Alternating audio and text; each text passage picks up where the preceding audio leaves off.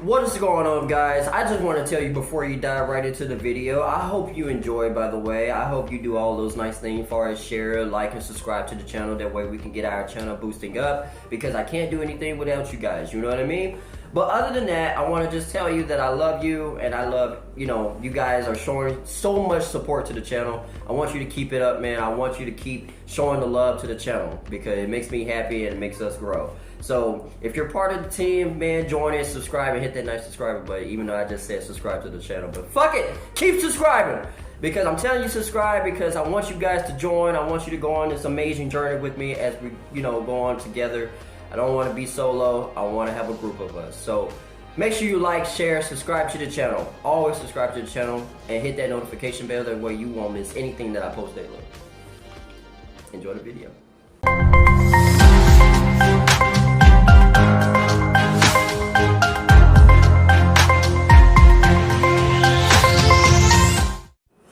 Well, shit, I will hope so. I will hope so. You hear me? I will hope so. Shit. Because phase 4, I want to put that shit behind. That shit was ridiculous, bro. Okay, so we are reacting to Cosmic Wonder. I do watch Cosmic Wonder sometimes, alright? I watch him sometimes. This is going to be Marvel confirms phase 5 and 6 are better than phase 4, and here's why. I hope so. Phase 4 was terrible. Throughout phase 4, the only movie that I enjoyed was Spider-Man No Way Home. And look, I know some of you guys didn't enjoy this because y'all were expecting so many cameos in the movie. I get that, understandable. But I enjoyed Doctor Strange. Okay? Okay. I enjoyed Doctor Strange shit. I wasn't expecting too many cameos, like a few. But it was just, like I said in one of the videos that I posted, I said that Doctor Strange, the movie, it was basically just saying, like, how the multiverse and shit works and, which world and all of that shit. It was just breaking down an explanation of how everything works and what can turn out to be. But other than that, we're going to go ahead and dive in. Make sure you share, like, and subscribe to the channel. That way you won't miss anything that I post daily. Let's get into it! Never doing that shit. What is going on, everybody? Welcome back to the Cosmic Wonder. I'm Warren Thompson, and today we have some really exciting news about the future of the MCU, but specifically about what is about to happen in Phase 5. Let's go! We know that there are a lot of people out there who really enjoyed Phase 4. However, we also know that there are a lot of people out there who really didn't enjoy Phase 4. No? Some say that it didn't really feel like Marvel. There wasn't a lot of connectivity, and there wasn't really that many exciting projects. And despite whichever side that you are on, or maybe you're in the middle, it looks like Marvel Studios is about to take it up a notch, and they do say that that was indeed a building phase, which we all knew. Okay, Plus, not to mention, we never had the inclusion of any Disney Plus series before. So this was brand new territory, and from what it sounds like, Bob Chapek really put an emphasis on Disney Plus, so he was kind of demanding as far as what he wanted and how much he wanted. But with Bob Iger back, it seems that we are going to be focusing more on creativity and quality more, moving ahead with all things Disney. And of course, that includes Marvel. And recently, a screenwriter from Marvel Studios has told us that things are about to get very different in the MCU and basically be taken up to a very higher level. Like Plus, it should. not to mention, we've had some reports over the past couple of months that state that Kevin Feige wasn't exactly pleased with Phase 4 either. But now he has recently commented on superhero fatigue, as in people getting tired of superhero movies, so of course we'll have to talk about that today as well. But first, let's talk about how Phase 5 is about to really pick things up for the MCU by talking about what writer Jeff Loveness had to say. Jeff Loveness is a screenwriter for Marvel Studios, and he recently wrote Ant-Man and the Wasp: Quantumania. Now, this is a huge film. Keep in mind, this isn't just the next Ant-Man film. This is the official and true introduction of the big bad of the entire multiverse saga. Phase 5! It seems like it's been confirmed that we are going to kind of get Kang's background and kind of his origin story in this film. So it's very, very big. Plus, if you caught my video yesterday, you know that Paul Rudd and the director of the film, Peyton Reed, both confirmed in an interview that we are going to be seeing some surprising faces and cameos in the movie. Really? So this is a huge movie, and it's going to start off a new, exciting phase. Makes it even more and here's what he exciting. recently had to say about Ant-Man and the Wasp: Quantumania, Kang, and Phase 4 now going into Phase 5, and how it's going to be different. In an interview with Games Radar, here's what he had to say. Kang is a top-tier A-list Avengers villain. What do you do when you feel you're not enough against that? How do you step up to face the challenge of this generation? Who is Thanos on an exponential level? He's almost this infinite Thanos. I think we're setting things up for a dynamic story.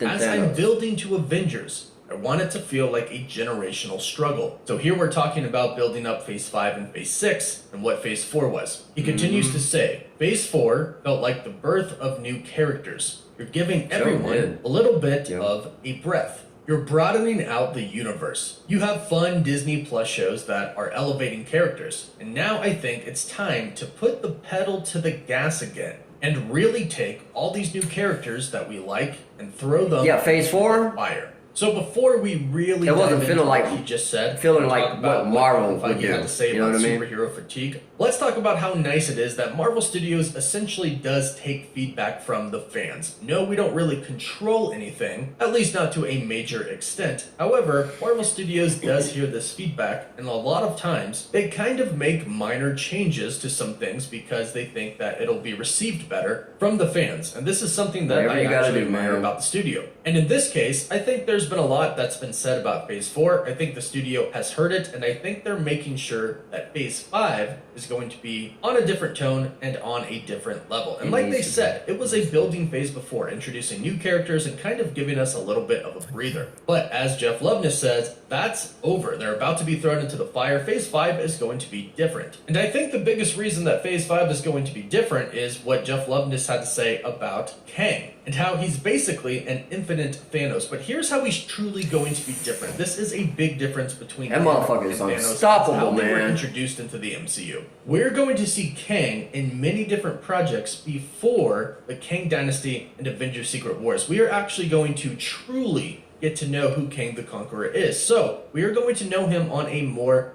personal level. Thanos wasn't really in any other films. He had small cameos or post-credit scenes, but really his main introduction and his story came in just 2 films. The final 2 films of that saga. This is kind of the opposite. We're experiencing Kang from the very beginning of Phase 4 when we met He Who Remains, and he explained basically who him. We ain't gonna see him a lot. So we're going to get to know him on a very personal level. In fact, Jeff Loveness even tells us a little bit about Kang. He says, Kang's also a very lonely character. We're going to be seeing a lot of him in a lot of different ways going forward, but I really wanted to introduce the humanity and even the vulnerability of this character before he gets to such apocalyptic Avengers scale heights. So Ant-Man and the Wasp: Quantumania is going to be an Avengers level movie, and the next time we see Kang in another film, or maybe even a Disney Plus project like Loki Season 2, it's going to be pretty apocalyptic and Avengers level as well. So Phase 5 and Phase 6, the projects inside of them are going to be on a much more elevated level. Very different from Phase 4, which is super exciting. And guess what? Marvel is not stopping. A lot of people have asked if the Marvel Cinematic Universe will ever come to an end, or maybe they'll reset. Well, according to Kevin Feige,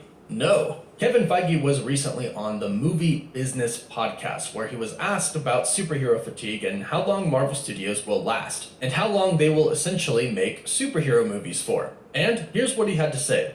I've been at Marvel Studios for over 22 years, and most of us here at Marvel Studios have been around a decade or longer together. From probably my second year at Marvel, people were asking, well, how long is this going to last? Is this fad of comic book movies going to end? And he says, I didn't really understand the question, because to me, it was akin to saying after Gone with the Wind, well, how many more movies can be made off of novels? Do you think the audience will sour on movies being adapted from books? You would never ask that because there's an inherent understanding amongst most people that a book can be anything. A novel can have any type of story whatsoever. So it all depends on what story you're translating. Non-comic readers don't understand that it's the same thing in comics. And then here is where he addresses stories moving forward in the MCU about superheroes, of course. He says, there's 80 years of the most interesting, emotional, groundbreaking stories that have been told in the Marvel Comics, and it's our great privilege to be able to take what we have and adapt them. Another way to do that is adapting them into different genres, and what types of movies we want to make.